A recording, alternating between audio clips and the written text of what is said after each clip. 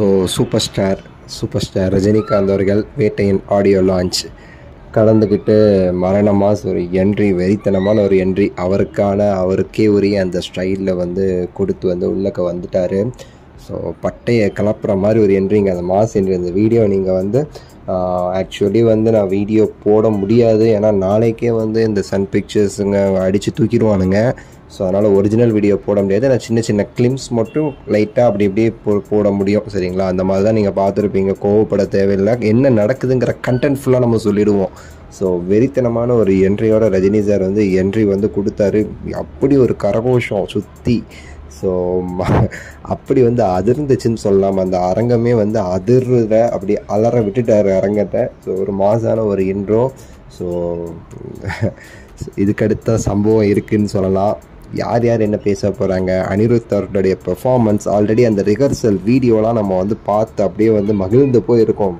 ரிஹர்சல்லையே தலைவர் இப்படி கலக்கிறானே, உள்ளக்க வந்து என்னென்ன பண்ண போகிறானோ அப்படின்னு சொல்லி நம்ம வந்து மிரண்டு போயிருக்கிற சமயத்தில் என்னென்ன ஆக போகுது, இதுக்கப்புறம் என்னென்னலாம் நடக்க போகுது. ஒரு பக்கம் தலைவர் ஃபேன்ஸ் வெறித்தனமாக ரெடி ஆகிட்டு கொடி பேனர் அது இதுன்னு சொல்லி வெறித்தனமான ஒரு இதில் வந்திருக்காங்க. அவங்க வேறு ஒரு எக்ஸ்பெக்டேஷன், வேறு ஒரு வைப்பில் வந்து வெறித்தனமாக வந்து காத்துட்ருக்காங்க சில சம்பவங்களுக்காக.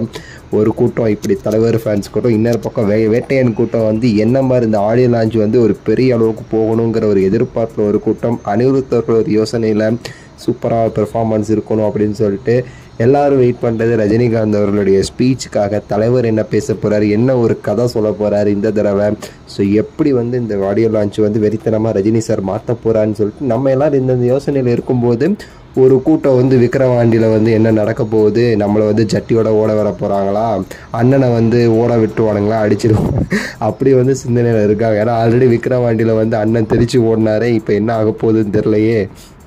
அப்போது யார்கிட்டையும் வம்பு இல்லாமலே தெரிச்சு ஓடினார். இப்போ பல பேர்கிட்ட வம்பு இழுத்து வச்சுருக்கோம். அவனுக்கு ஒரு பக்கம் வந்து வித்தியாசமான ஒரு உலகத்தில் வந்து நினச்சி யோசிச்சுக்கிட்டு இருக்காங்க. அது ஒரு ஜோக்கர் பையங்க, இரண்டாவது நாம் தமிழர் கட்சி, மக்கள் நீதி மையம், நாம் தமிழர் கூட கொஞ்சம் ஓட்டு வாங்குது, ஒரு ஜோக்கர் கட்சி. ஓகே விடுங்க, நம்ம நாள் இன்னைக்கு. ஸோ நீங்கள் என்ன எதிர்பார்க்குறீங்க கமெண்ட்ஸில் சொல்லுங்கள். லைக் பண்ணுங்கள், ஷேர் பண்ணுங்கள், சப்ஸ்கிரைப் பண்ணுங்கள். அடுத்த வீடியோவில் சந்திக்கின்றேன். நன்றி, வணக்கம், மகிழ்ச்சி.